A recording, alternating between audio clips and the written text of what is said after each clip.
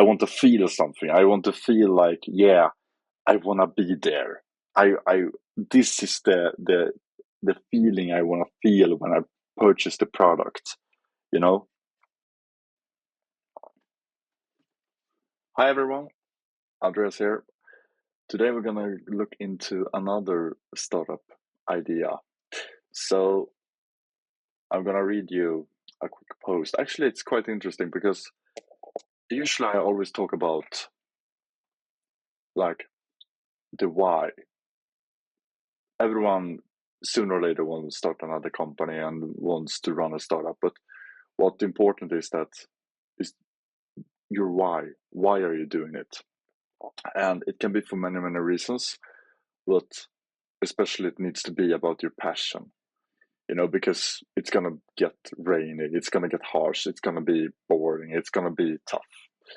So you have to love it. You must love what you're doing, basically. And you probably hear this from all other like TikTokers, Instagram, and like mentors, but it's worth mentioning it again. It's so, so important that you love what you do. Um, so this is a gentleman who is passionate about candlelights, basically. So I'm gonna read you the message he wrote, and it goes like this. Hey, I am 24 right now, and for as long as I can remember, I wanted to start something on my own. Back during the lockdown, a few friends and I started a small candle brand. It wasn't exactly groundbreaking, but our branding was fun, quirky, and very Gen Z. The problem was that none of us actually knew how to make candles. We experimented for a while, but between supply issues and the chaos of the pandemic, the project eventually fizzled out. Still, the idea never really left me. After COVID, I went on to complete my MBA and start a job. But recently, a friend mentioned her mom's new candle business, and it hit me with a wave of nostalgia. I saw her products, and they were genuinely impressive. That's when I thought, why not learn from her and finally give my dream another shot? So here I am, planning to restart this passion project while continuing my job. I'm lucky to have a few people who will help me when I'm busy, so that part feels manageable. Right now, my focus is on building a real brand that feels thoughtful, consistent, and meaningful. Of course, I want it to be profitable. But I'm more interested in creating something I can be proud of, no matter how big or small it becomes. That's beautiful. So, I'd love any advice, tips, or insights on marketing, sales, or operations from people who have built or scaled small businesses, especially product based ones. Any Anything that helped you find your audience or make your brand stand out would mean a lot. Um, I am keeping the name and this under wraps for now until things are more concrete, just being cautious. Well, that's a good thing. It's always nice to be cautious. So let's dive down into. I'd love any advice, tips, or insights on marketing, sales, and operations for people who built or scaled small businesses. So, what I instantly think of is that he mentioned that he's gonna continue his full-time job, and he got people who will help him. So there is a bunch of people who is required, or at least a lot of different roles. Let's start like focus on the ground level. So to run an e-commerce store, you obviously, if you are distributing the products by yourself, or if you go via Amazon, that depends if you want to give away the margin or keep it by yourself. But at least in Europe and especially in Sweden, it's very common that you run the e-commerce website from basically your living room, because the freight is so like the shipping cost is so low, so it's very profitable for a small e-commerce website to run its own, rather than like depend on Amazon for example. So I mean, to run a business, you need accounting. You need someone to keep your receipts and invoices and keep track of the financial. You need packaging. You need to wrap the products once you got an order, and you need customer care support, obviously. So you need someone who answers the phone or answers the live chat or answers the email. And especially in the beginning, you're gonna do all this by yourself. And like, if you want to look into a business perspective into this, like, okay, what's the market? And I will categorize, obviously, candlelight into home decor as a group, because we need to start from also the beginning, like, who are we targeting here? He mentioned that the brand was very Gen Z, so who are you targeting here? You're targeting, who are the like buyers? And I am gonna be a bit stereotype, so I do think a lot of more women actually buy candlelights than men. So the brand need to talk towards more women-like rather than men-like, or you can position the brand as a perfect gift for her, you know? So all boyfriends who want to buy a gift or like a present to his girlfriend or mother or grandmother, for example.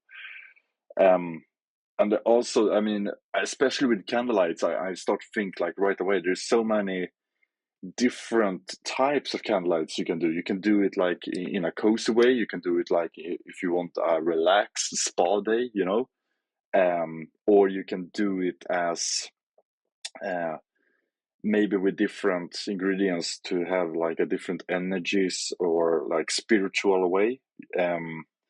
You can do it as interior design rather than. I've seen a lot of candles who are not meant to be lit, but they are more like artistic, if you understand what I mean. So there's a lot of like thoughts like towards in what direction do we want to go, but let's look at the numbers. So usually I will go to Statista to look for the numbers, and I'm just gonna go like home decor market size. And we talked about MBA, so I assume that we are US based. So we are gonna take a quick dive into home decor United States in Statista, and we can see that in 2025 the market segment in the United States generated a revenue of 33 billion US dollars, and that is an increasement with 7.5% this year. And we are looking to, it's a growth rate. So basically, it's a huge market, which means that there are probably many other like companies, big companies, small companies out there to compete with. So, and especially today, like when everyone is starting the business, you need to have some unique, you need to have a different position to really reach out to, yeah. So, okay, let's look into what different e-commerce websites in that segment. What I also do like is to sometimes look around in what other competitors are doing, but not in candlelights, but maybe in similar like industry, still home and decor or clothing, or it can be anywhere. Like anywhere you can bring inspiration from, like what are they doing good. But let's go like straight into the needle here. So we go into candle light. That was a fancy name. We value privacy. Yeah, sure you do. So yeah, basically here is just another e-commerce website. Really, I think we've seen this all different. I mean, it's a big hero. We are already prepping for the season here. We see a lot of autumn theme. We see they're doing free shipping on orders over $65.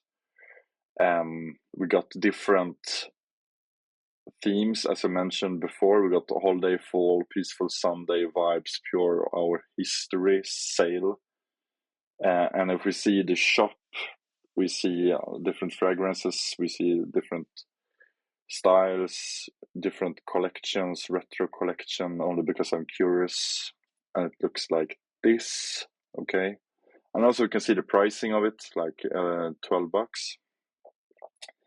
We can also take a look at the vibes to just get the look and feel real quick. And let's go into an individual product. And yeah, you may also like, I mean, it's a very big, kind of, basic. You may also like, this upsale stuff. So it's kind of no groundbreaking new. It do look kind of the same. I guess just by scrolling this website, floral, fruity, fresh, food, spice,